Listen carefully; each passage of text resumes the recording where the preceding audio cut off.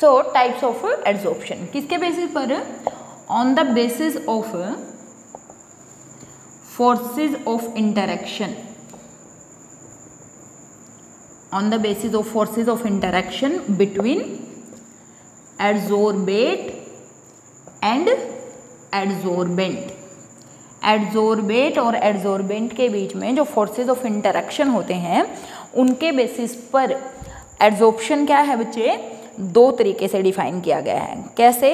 एक ऐसा एड्सॉर्प्शन जिसमें एड्सोर्बेट और एड्सोर्बेंट के बीच में सिर्फ क्या हो? वेंडर वाल फोर्सेज ऑफ इंटरेक्शन हो। और दूसरा प्रोसेस क्या? ऐसा प्रोसेस जिसमें एड्सोर्बेट और एड्सोर्बेंट के बीच में क्या हो बच्चे? केमिकल बॉन्ड की फॉर्मेशन हो रही हो। तो इसके बेसिस पर एड्सॉर्प्शन जो है it is of two type, ठीक है ना। On the basis of this adsorption कितने टाइप का है? टू टाइप का एड्सॉर्प्शन है, ठीक है। तो हम डिफाइन कर रहे हैं what are these two types of adsorption. सीधा मैं आपको डिफरेंस ही करवाऊंगी क्योंकि डिफरेंस ही पूछा जाता है और यहीं पर मैं सारी चीज़ें आपको क्लियर कर दूंगी डिफरेंस में ही। तो यहाँ पे हम लिखते हैं types of adsorption. One is physical adsorption, this is also called physiosorption, this is also called Freundlich adsorption.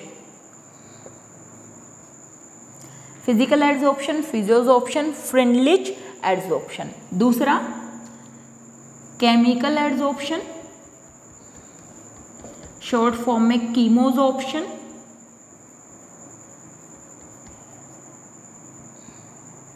Chemisorption, और third one that is called Langmuir adsorption.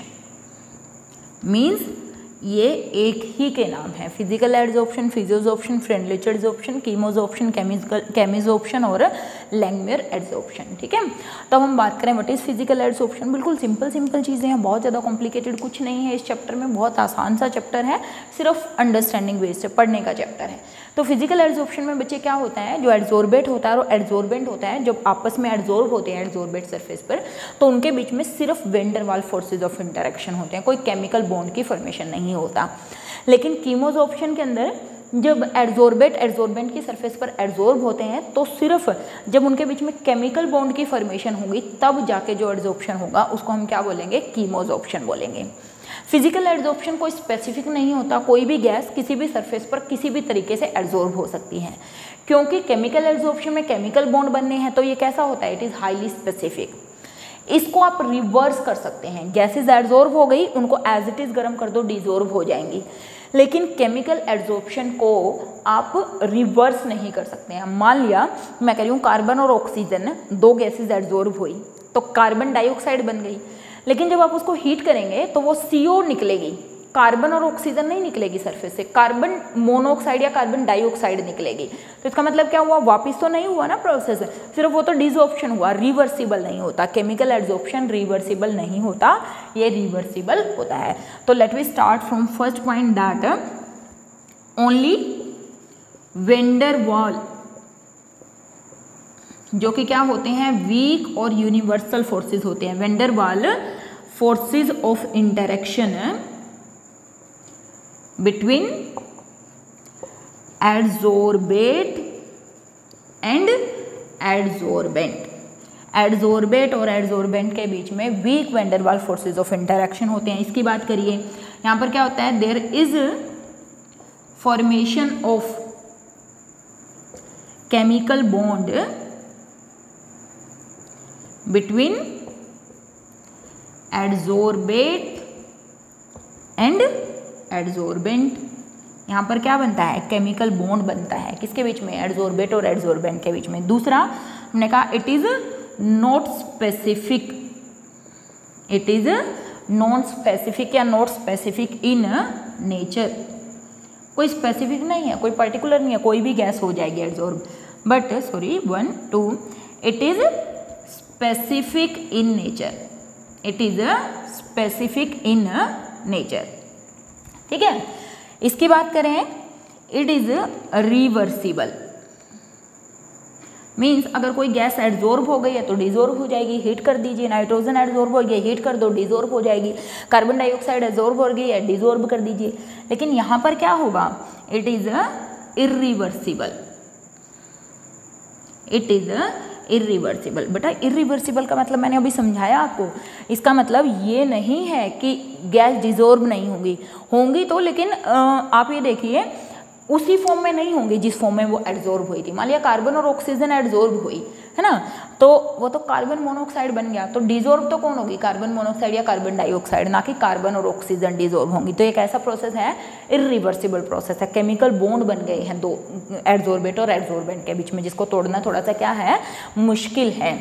यहाँ पर अभी अभी हमने बात करी थी किसके बारे में, हीट ऑफ एड्जॉर्प्शन के बारे में। किसके बारे में बात करी थी, हीट ऑफ एड्जॉर्प्शन। तो इस केस में very small heat of adsorption लगभग 20 to 40 किलो जूल पर मोल। मीन्स जब एड्जॉर्प्शन होता है तो लगभग 20 से 40 किलो जूल पर मोल हीट रिलीज होती है ना, फिजिकल एड्जॉर्प्शन में। क्यों, क्योंकि केमिकल बॉन्ड तो बन नहीं रहे, वंडरवाल फोर्सेज है, वंडरवाल फोर्सेज वीक होते हैं, weak attraction, less energy is release. But in this case high heat of adsorption, adsorption is released, that is approximately 40 to 400 kilojoule per mole. किसी book में इसको 20 से या 40 से या 60 से 250-60 तक भी लिखा हुआ है, बट ये सही डाटा है कि 40 to 400 kilojoule per mole heat release होती है, हाई हीट रिलीज होती है। यहाँ पर नो एप्रिशिएबल या no activation energy is required, no activation energy is required. बेटा इस केस में कोई एक्टिवेशन एनर्जी की रिक्वायरमेंट नहीं होती। क्यों, क्योंकि कोई केमिकल बॉन्ड तो बन नहीं रहा, और एक्टिवेशन एनर्जी तो कब चाहिए होती है, जब कोई केमिकल बॉन्ड बन रहा हो। लेकिन यहाँ पर appreciable amount of activation energy is required. Means chemisorption में एक्टिवेशन एनर्जी चाहिए होती है, जबकि फिजियोजॉर्प्शन में एक्टिवेशन एनर्जी की कोई रिक्वायरमेंट नहीं होती है। ये जो होता है physical adsorption, it is multi molecular layer, it is a multi molecular layer. Means ये जो सरफेस है इस पर ये नहीं है कि एक ही लेयर बनेगी, मल्टी लेयर्स की फॉर्मेशन हो सकती है। वेंडरवाल फोर्सेज तो हैं एक दूसरे के बीच में, तो यहाँ पर क्या होगी, मल्टी लेयर की फॉर्मेशन होगी। बट ये जो होता है it is monomolecular layer, monomolecular layer. Means एक ही लेयर बनेगी किसके बीच में, एड्जॉर्बेट और एड्जॉर्बेंट के बीच में। यूनिमॉलिक्यूलर लेयर भी बोल सकते हो, मोनोमॉलिक्यूलर लेयर भी बोल सकते हो। यहाँ पर it depend on liquefaction of gases, liquefaction of gases. Means rate of adsorption liquefaction of gases पर डिपेंड करती है। जिन गैसेज का लिक्विफिकेशन जितना ज़्यादा होगा उनका एड्जॉर्प्शन उतना ही ज़्यादा होगा। और हमें मालूम है एक टर्म हम पढ़ते थे, क्रिटिकल टेम्परेचर, ठीक है, और हम पढ़ते रहे कि क्रिटिकल टेम्परेचर डायरेक्टली प्रोपोर्शनल होता है किसके, ईज ऑफ लिक्विफिकेशन के, ईज ऑफ लिक्विफिकेशन के। और ease of liquefaction directly proportional होती है किसके, एड्जॉर्प्शन के। मीन्स फिजिकल एड्जॉर्प्शन डिपेंड करता है लिक्विफिकेशन ऑफ गैस पर। मीन्स वो गैस जिसका क्रिटिकल टेम्परेचर जितना ज़्यादा होगा उसकी ईज ऑफ लिक्विफिकेशन उतनी ही ज़्यादा होगी और उस गैस का एड्जॉर्प्शन भी उतना ही ज़्यादा होगा। अब इसकी बात बेटा हम टाइप्स जब हम करेंगे ना फैक्टर्स अफेक्टिंग एड्जॉर्प्शन, उसमें थोड़ा सा और डिटेल में हम करेंगे कि किस तरीके से क्रिटिकल टेम्परेचर ये सब डिपेंड करते हैं। अभी सिर्फ हम डिफरेंस कर रहे हैं। तो मैंने कहा क्रिटिकल टेम्परेचर डायरेक्टली प्रोपोर्शनल होता है, ease of liquefaction. Critical temperature क्या होता है, वो temperature above which the gases can not be liquefy howsoever high pressure is applied. हमने +1 क्लास में ये कॉन्सेप्ट पढ़ा हुआ है, वहाँ पर भी हमने ये चीज़ पढ़ी थी कि critical temperature directly proportional to ease of liquefaction होता है। एड्जॉर्प्शन वहाँ पर ऐड नहीं किया था, यहाँ पर हम ऐड कर रहे हैं कि जितना ईज ऑफ लिक्विफिकेशन होगा उतना ही ज़्यादा एड्जॉर्प्शन होगा। लेकिन यहाँ पर नो ईज ऑफ लिक्विफिकेशन। ऐसा कोई कंसेप्ट नहीं है कि जो गैसेज लिक्विफाई ईजिली होंगी वही होगी, no such concept is involve. यहाँ तो सिर्फ क्या है, those gases which can form chemical bond with the adsorbent, जो गैसेज एड्सॉर्बेंट के साथ केमिकल बॉन्ड बना लेंगी वो एड्सॉर्ब हो जाएंगी। ऐसा नहीं है कि उनकी ईज ऑफ लिक्विफिकेशन ज़्यादा होनी चाहिए, यहाँ पर तो हमें सिर्फ क्या देखना है कि कौन सी गैसेज केमिकल बॉन्ड ज़्यादा स्ट्रॉन्ग बनाएंगी, जो केमिकल बॉन्ड बना लेंगी वो एड्सॉर्ब हो जाएंगी। बट यहाँ पर ईज ऑफ लिक्विफिकेशन पे डिपेंड करता है, it depend on ease of liquefaction. ठीक है, तो यहाँ पे हमने कहा कि ये ईज ऑफ लिक्विफिकेशन पे डिपेंड नहीं करता है, ये डिपेंड करता है। अच्छा, और अगर हम बात करें टेम्परेचर, इफेक्ट ऑफ टेम्परेचर, ये क्या होता है, effect of temperature, temperature increase करेंगे तो एड्सॉर्प्शन डिक्रीज करेगा, means physical adsorption is inversely proportional to adsorption. If temperature is increase adsorption is decrease. क्यों? क्योंकि डिसॉर्प्शन स्टार्ट हो जाएगा, डिसॉर्प्शन क्या हो जाएगा, स्टार्ट हो जाएगा। लेकिन केमिकल एड्सॉर्प्शन में अगर हम बात करें, यहाँ पर हमें थोड़ा सा डिफरेंट ही कंसेप्ट देखने को मिलता है। देखिए, अच्छा एक और बात लिख देती हूँ यहाँ पे कि physical adsorption is favourable at lower temperature. Physical adsorption lower temperature पर ज़्यादा फेवरेबल होता है, मीन्स टेम्परेचर जितना कम होगा फिजिकल एड्सॉर्प्शन उतना ही ज़्यादा होगा। लेकिन अगर हम बात करें केमिकल एड्सॉर्प्शन की, पहली बात तो it is favoured by high temperature, it is favoured by high temperature, means chemical adsorption जो है वो हाई टेम्परेचर पर ही होगा। Okay, it is favoured by high temperature, chemical adsorption favoured by high temperature. दूसरी बात, it first increase on increasing temperature but at very high temperature it decrease. Means अगर मैं adsorption x/m amount of adsorbate adsorb on any adsorbent, यानी कि ये क्या है, adsorption है। अगर एड्सॉर्प्शन को किसके साथ बेटा, टेम्परेचर के साथ ग्राफ बनाया गया तो ये देखा गया कि स्टार्टिंग में तो जैसे जैसे टेम्परेचर बढ़ रहा है एड्सॉर्प्शन बढ़ रहा है, लेकिन एक टेम्परेचर आया, ये टेम्परेचर जहाँ पर एड्सॉर्प्शन क्या था, मैक्सिमम था, लेकिन उसके बाद जब टेम्परेचर बढ़ाया गया तो एड्सॉर्प्शन डिक्रीज होना शुरू हो गया। यहाँ पर कैसा कर्व थी, ऐसी कर्व थी। लेकिन अगर कीमोसॉर्प्शन की कर्व देखें तो कीमोसॉर्प्शन की कर्व ऐसे होती है, मीन्स ये हो गया x/m और ये क्या हो गया, that is temperature. Means come temperature था तो हाई एड्सॉर्प्शन था, टेम्परेचर बढ़ा, जैसे टेम्परेचर हाई हुआ एड्सॉर्प्शन बिल्कुल ही क्या हो गया, कम हो गया। तो ये तो किसका ग्राफ है, this is the graph for the physical adsorption and this is the graph for the chemical adsorption. वैसे तो हमने कहा कि ये हाई टेम्परेचर पर ही फेवरेबल होता है, क्यों, क्योंकि एक्टिवेशन एनर्जी चाहिए होती है और जितना टेम्परेचर बढ़ाएंगे एक्टिवेशन एनर्जी उतनी ही चाहिए होगी, मतलब उतनी ही ज़्यादा एक्टिवेशन एनर्जी बढ़ेगी, मॉलिक्यूल की एनर्जी बढ़ेगी और एक्टिवेशन एनर्जी तक हम अप्रोच कर पाएंगे, मतलब मॉलिक्यूल्स एक्टिवेशन एनर्जी तक अप्रोच कर पाएंगे और जिसके कारण क्या होगा, एड्सॉर्प्शन होगा।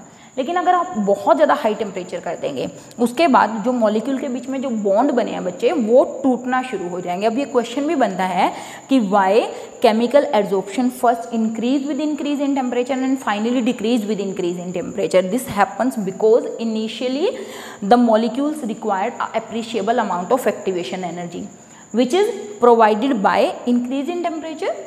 But after adsorption, when adsorption is reached to the maximum level, if further we increase the temperature, then the vibration of the molecule या kinetic energy of the molecule increase and they start desorbing from the surface of the adsorbent. फिर वो डिसॉर्ब होना शुरू हो जाएंगे. That is why इस तरीके का ग्राफ हमें देखने को मिलता है. ठीक है, इसको हम आइसोबार भी बोल सकते हैं. ये जो ग्राफ है वो कांस्टेंट प्रेशर पर है. इनको हम आगे भी पढ़ने वाले हैं थोड़ा सा और डिटेल में. तो हमने कहा कि एड्सॉर्प्शन क्या है, डिपेंड करता है किसके ऊपर, टेम्परेचर के ऊपर. फिजिकल एड्सॉर्प्शन हाई टेम्परेचर पर कम होता है, केमिकल एड्सॉर्प्शन पहले बढ़ता है और फिर क्या होता है, डिक्रीज होता है. ठीक है, ये it is very fast process. ये बहुत ज़्यादा फास्ट होता है फिजिकल, क्योंकि कोई बॉन्ड तो बनना नहीं, बहुत ज़्यादा फास्ट। अगर मैं बात करूँ पॉइजनस गैसेस का एब्जॉर्प्शन चारकोल पे फ्रैक्शन ऑफ सेकंड में होता है, बहुत ज़्यादा फास्ट है। ये कंपैरेटिवली स्लो है इसकी कंपैरिजन में, क्यों? क्योंकि यहाँ पर केमिकल बॉन्ड बनने में टाइम लगेगा, ठीक है ना। It is comparatively slow. वैसे तो दोनों फास्ट होते हैं, लेकिन इसकी कंपैरिजन में थोड़ा सा स्लो है। कौन? कीमोजॉर्प्शन, ठीक है। अगर हम बात करें सरफेस एरिया, सरफेस एरिया अगर आप इंक्रीज करेंगे तो एड्जॉर्प्शन क्या करेगा? फिजिकल एड्जॉर्प्शन क्या करेगा? इंक्रीज करेगा, मतलब डायरेक्टली प्रोपोर्शनल है। ये भी surface area directly proportional to adsorption होता है। मींस ये सिमिलैरिटी है। एक बार पेपर में पूछा गया था what is right any two similarity on between physical adsorption and chemical adsorption. एक तो बताइए दोनों के दोनों किस पर डिपेंड करते हैं? सरफेस एरिया पर। सरफेस एरिया बढ़ाने से दोनों के दोनों क्या होते हैं? बढ़ जाते हैं। दूसरा ये लिख सकते हो कि बहुत ज़्यादा हाई टेम्परेचर पर ये तो घटेगा ही घटेगा, बहुत ज़्यादा हाई टेम्परेचर पर ये भी क्या होगा? डिक्रीज होगा। It also decrease at very high temperature. तो जितना ज़्यादा सरफेस एरिया होगा, जितना ज़्यादा सरफेस एरिया होगा एड्जॉर्प्शन उतना ही ज़्यादा होगा, एड्जॉर्प्शन उतना ही ज़्यादा होगा। तो प्रेशर इंक्रीज करने से एड्जॉर्प्शन भी क्या करेगा?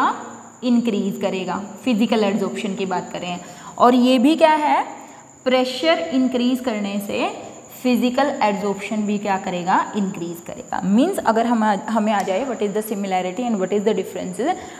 सिमिलैरिटी क्या है? सरफेस एरिया और प्रेशर बढ़ाने पर दोनों बढ़ते हैं, ये भी बढ़ता है और ये भी बढ़ता है, और हाई टेम्परेचर पर दोनों ही डिक्रीज होते हैं। तो ये तीन सिमिलैरिटियाँ। बाकी हमने क्या पढ़े हैं बच्चे? इनके बीच में डिफरेंसेस पढ़े हैं। अच्छा, एक पॉइंट और डिफरेंस में लिख सकते हो, वो क्या?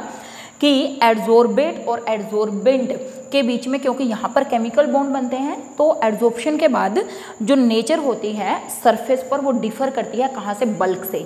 लेकिन यहाँ पर कोई केमिकल बॉन्ड तो बनते नहीं, वंडर वाल फोर्सेज ऑफ इंटरेक्शन होते हैं। तो यहाँ पर एड्जॉर्बेट और एड्जॉर्बेंट में एड्जॉर्ब होने के बाद भी केमिकल नेचर में कोई डिफरेंस नहीं आता है, वो एज इट इज़ रहती है। यहाँ पर बॉन्ड बनने के बाद क्योंकि केमिकल चेंजेस आते हैं, तो जो फेज होती है, सरफेस होती है या इंटरफेस होती है, उसके पार्टिकल्स के बीच में और जो बल्क के पार्टिकल के बीच होते हैं उनके बीच में डिफरेंसेस आ जाते हैं। तो बच्चे मिलते हैं नेक्स्ट लेक्चर में। Have a nice day. घर रहिए, पढ़ते रहिए, सेफ रहिए।